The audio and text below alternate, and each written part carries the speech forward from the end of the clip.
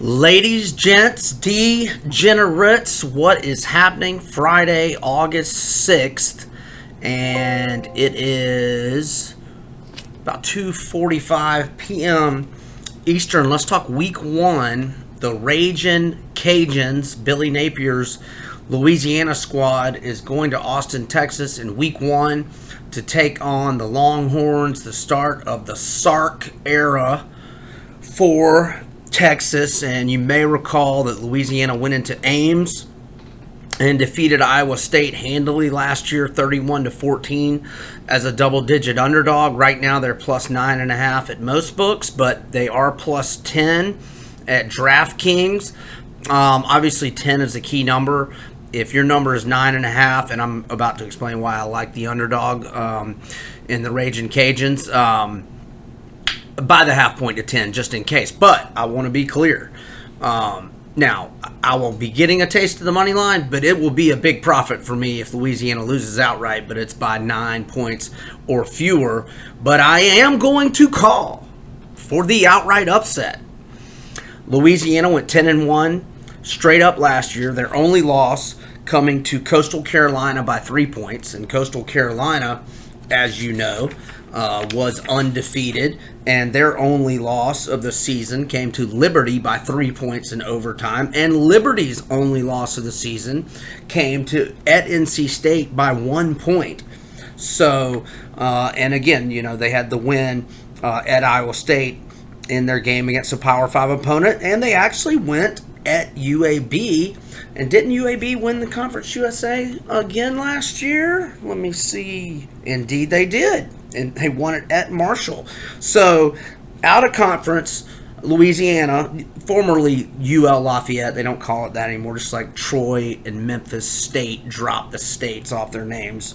Louisiana did the same about 3 or 4 years ago, so that's why I call them Louisiana rather than UL Lafayette. But, yeah, so 2 quality non-conference wins. Iowa State goes to the Big 12 championship game. Louisiana wins by 17 at their house. And UAB wins Conference USA.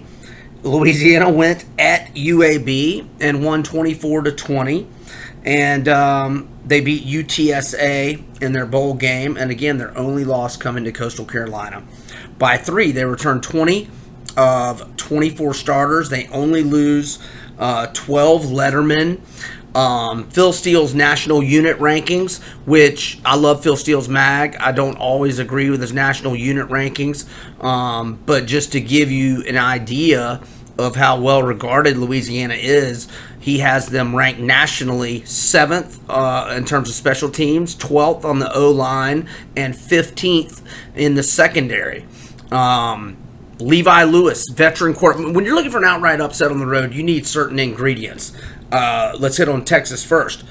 New coach, new regime, new verbiage, new philosophy, scheme, etc. You've got new quarterback, one of your best in school history, and Sam Ehlinger. He's gone, so you're breaking in a new QB with no experience.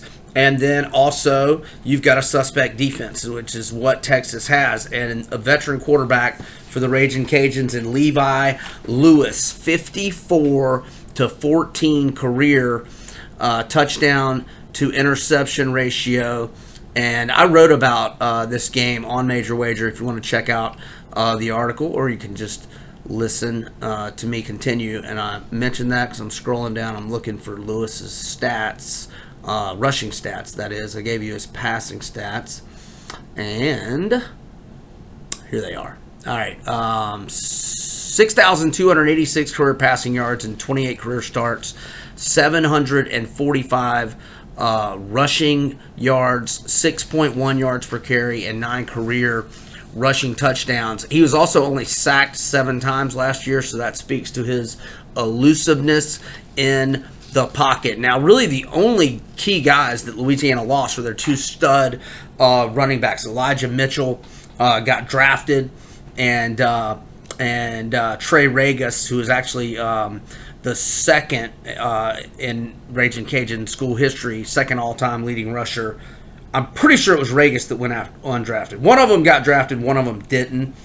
I'm pretty sure it was Mitchell that got drafted. Anyway, the third string guy, Chris Smith, had 5.6 yards per carry average last year, 350 rushing yards. He was an All-American as a kick returner, as he had 2 kick returns for touchdowns, and he's also a preseason All-American as a kick returner, and he's ready to get more touches. And he also caught the ball well last year, 16 catches, 170 yards, and 1 touchdown, and that's for a third string running back. So the defense last year gave up only 22 points per game and returns 10 starters. They've also got punt returner in Eric Carrour, who's a preseason first-team All-Sun Belt in Phil Steele's mag. He had an 83-yard punt return for a touchdown in the win over the Cyclones last year. And they've got a lot of transfers coming in, and I'm looking for that number in my article here. And here's another factoid on their defense.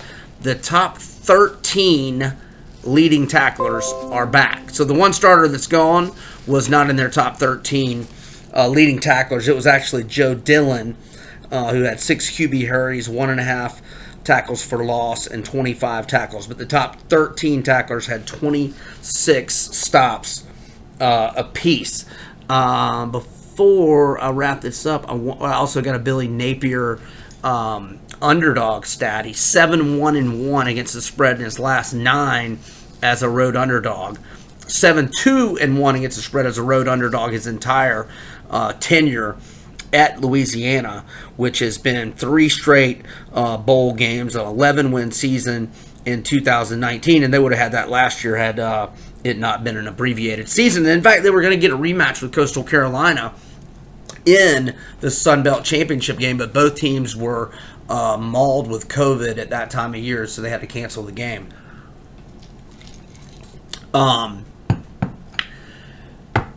Also on special teams, they've got a veteran punter, Rice Burns. He's started 39 career games. He's already been a 2-time second-team All-Sun Belt pick, and he's listed in Phil Steele's mag as the number 22 punter in America, NFL draft eligible this upcoming spring. So 22 NFL draft. The offensive line has a total of 140 career starts, and they added a ULM transfer who started 32 career games for the Warhawks. Again, I'm trying to find the... Okay, here we go. They've added 9 transfers from the portal, 7 from Power 5 programs, and they also had the top recruiting class in the Sun Belt with 19 3-star commitments. So there is a lot of reasoning for why I think Louisiana will cover at Texas, and I also will call for the outright upset. Now, their season win total is 9.5, shaded to the under -120. I see 9 wins and 3 swing games. It wasn't them that played Liberty. It was Coastal that played Liberty. They do get to play Liberty at Liberty. That's a tough situation, however, because the Ragin Cajuns will be playing their second road game in 2 weeks. They play at Troy before, whereas Liberty will have 2 weeks to prepare for Napier's bunch. So the 3 swing games I have were at Arkansas State, at Liberty, and at Texas. But I see 9 wins otherwise, and so I obviously lean toward the over on the 9.5. All right, UL, formerly known UL Lafayette. I like them a lot in week 1. Buy that half point to 10 if your number is 9.5. Sprinkle a little on the money line. The money line prices are either not out yet or I just haven't seen one. But obviously play it for more. Catching the points, but I think the Ragin Cajuns win outright at Texas. Brian Edwards, MajorWager.com. Thanks for joining us. Over and out.